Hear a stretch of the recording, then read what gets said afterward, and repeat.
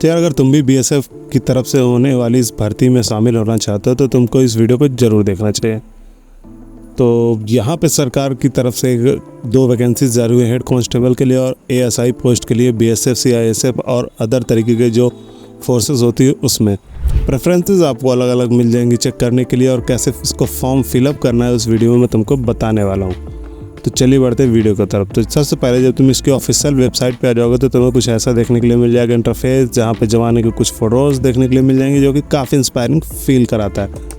उसके बाद अगर तुम नीचे आओगे स्क्रॉल करके तो यहाँ पे तुम्हें चौथे नंबर पर मिल जाएगा असिस्टेंट सब इंस्पेक्टर और ये हेड कांस्टेबल के लिए। तो यहाँ पे इसका नोटिफिकेशन है, व्यू डिटेल पे तुम क्लिक करोगे तो यहाँ पे तुम इसका नोटिफिकेशन देख सकते हो। नोटिफिकेशन तुम्हें पढ़ना हो तो बिल्कुल पूरी तरीके से पढ़ लो, किसमें कितनी फोर्स है, कितनी सारी पोस्टें हैं, क्या सैलरी मिलेगी, सारी चीज़ें डिटेल इसमें मेंशन्ड है।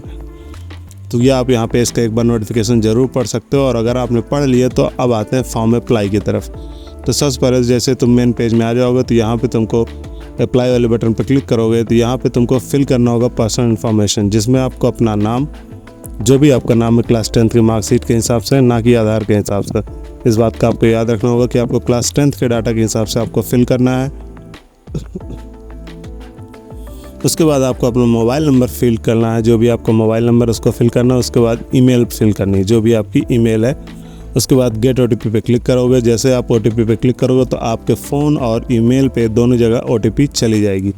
ओटीपी जाने के बाद आपके यहाँ पे ओटीपी फिल करने का एक ऑप्शन देगा, जहाँ पे आपको मोबाइल नंबर और फ़ोन ईमेल दोनों वाली ओटीपी आपको फिल करनी है। दोनों को फिल करने के बाद सबमिट पे क्लिक कर देना है। जैसे सबमिट पे क्लिक करोगे आपका फॉर्म आगे क्लिक खुल जाएगा। तो यहाँ पर आइडेंटिटी डिटेल का फॉर्म नंबर आएगा, उसको फिल करने। तो यहाँ पे तुमको आधार कार्ड सेलेक्ट करना है। ये आधार कार्ड ही ओनली ऑप्शन दे रखा है, तो यहाँ पे आपको सेलेक्ट करना आधार कार्ड और आधार कार्ड का नंबर फिल कर देना। उसके बाद आइडेंटिटी टाइप, यहाँ पे आपको कई सारे ऑप्शन मिल जाते हैं। तो अगर आपको आधार नहीं सेलेक्ट करना है तो आप पैन कार्ड भी सेलेक्ट कर सकते हो, पासपोर्ट सेलेक्ट कर सकते हो, जो भी आपकी मर्जी वो आप यहाँ पे सेलेक्ट कर सकते हो। और उसका नंबर भी आपको यहाँ पे आगे फिल करना पड़ेगा।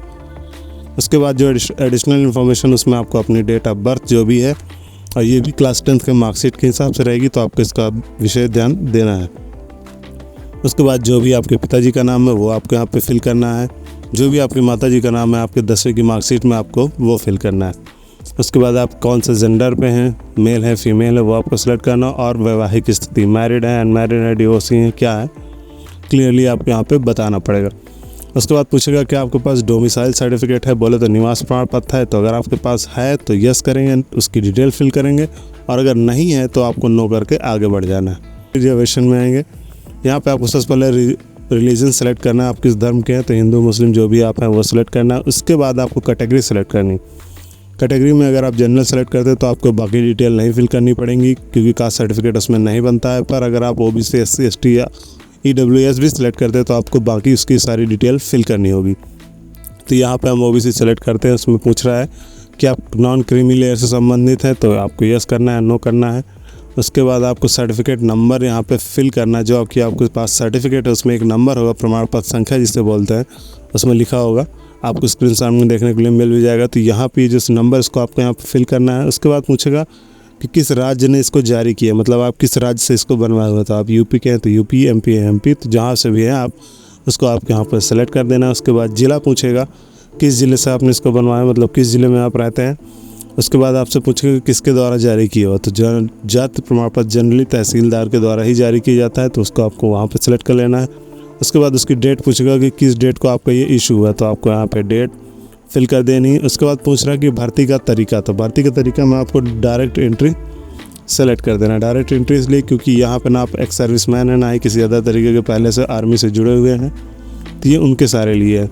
एक सर्विसमैन एम्प्लॉय हैं बीएसएफ के अलावा या बीएसएफ डिपार्टमेंट्स हैं, तो इस सब तो अभी तो आपका फ्रेश है, इसलिए आप यहाँ पे डायरेक्ट एंट्री पे क्लिक करेंगे।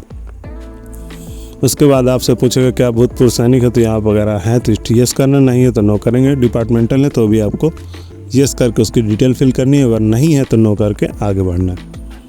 उसके बाद आपको अपना एड्रेस फिल करना है, जो भी आपका एड्रेस है। एड्रेस में आपका अपना गांव, पता, मोहल्ले का नाम, गली का नाम, अगर हाउस नंबर तो हाउस नंबर, जो भी डिटेल है आपका, जो भी आपका एड्रेस आधार कार्ड पे है वो आपको यहाँ पे एड्रेस फिल करना है।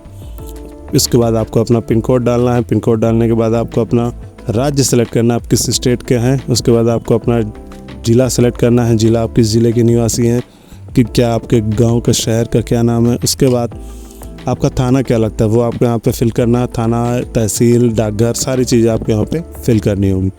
उसके बाद एक नीचे बटन मिलेगा कॉरस्पॉन्डेंस एड्रेस, मतलब ये परमानेंट एड्रेस होता है कि हाँ ये आपके घर का पता। कॉरस्पॉन्डेंस एड्रेस का मतलब कि हाँ अभी कहीं आप किराए घर पे या कहीं अदर जगह पर रह रहे हो, तो अगर आपको दोनों सेम है तो यस कर देना है और ये डाटा नीचे तक फिल हो जाएगा।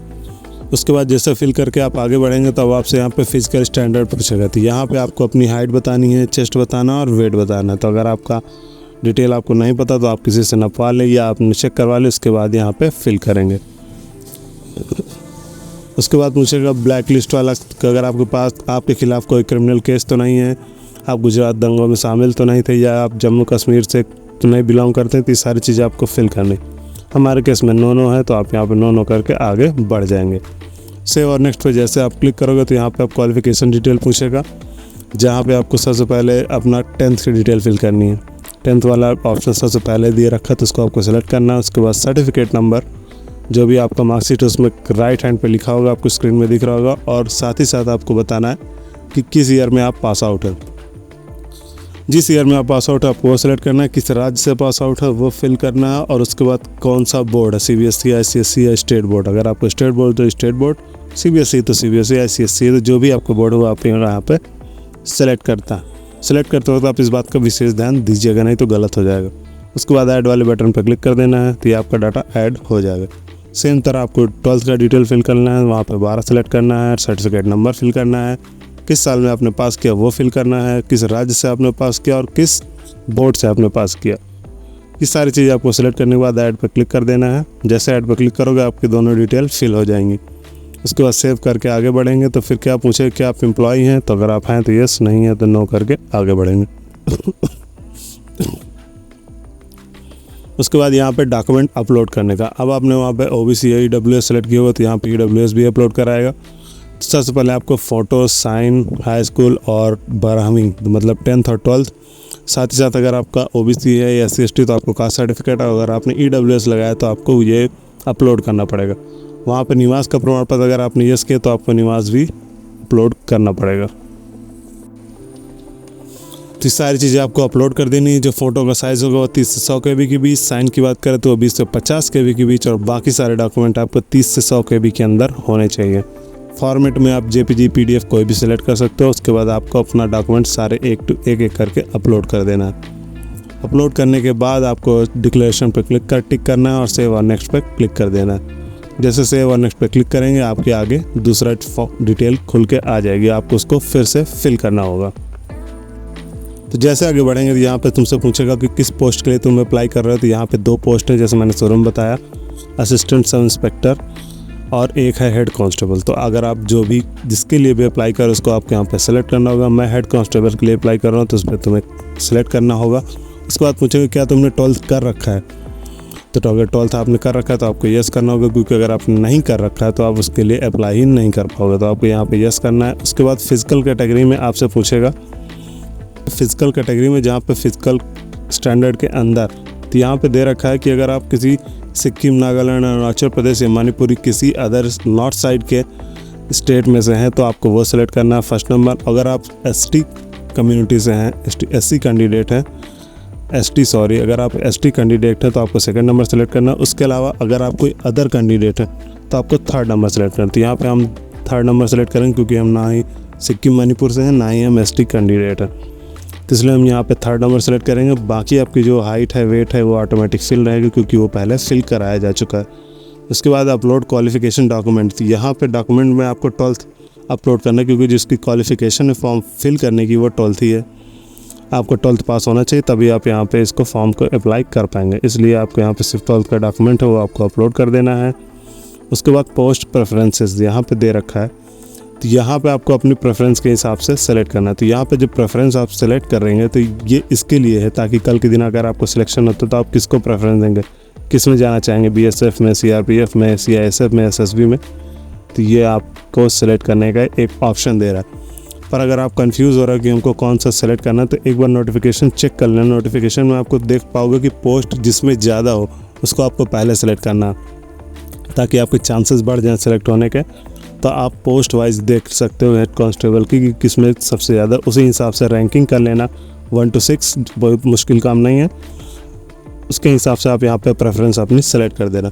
हर एक के लिए अलग अलग हो सकती है, किसी वीडियो देख के आप सेम टू सेम भरने की कोशिश ना करें, अपने हिसाब से बिल्कुल भरें नोटिफिकेशन चेक करने के बाद।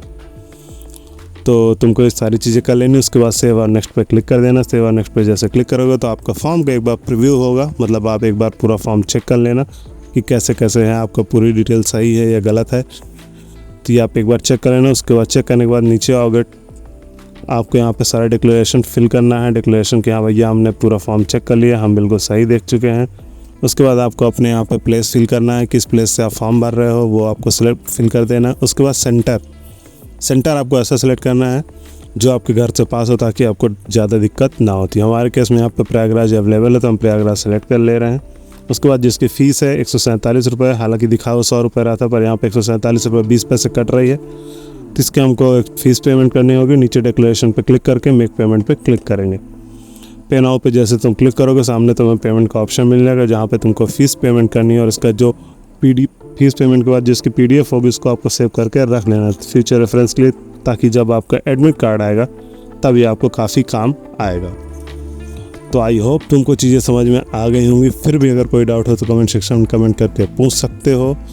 मैं ऐसी वीडियोस अपने चैनल पे और भी अपलोड करते रहता, तुम देख सकते हो, चैनल विजिट कर सकते हो। यहाँ पे बहुत सारी वीडियोस और नए नए जो भी फॉर्म या वैकेंसीज आती हैं या रिज़ल्ट आता है या एडमिट कार्ड आता है, उस सारी चीज़ें की आपको डिटेल यहाँ पे देखने के लिए मिल जाएगी। उसका डिटेल में वीडियो मिल जाएगा, तो इसलिए चैनल को सब्सक्राइब भी कर लेना। तब तो मिलते हैं अगली वीडियो में, तब तक के लिए धन्यवाद। जय हिंद।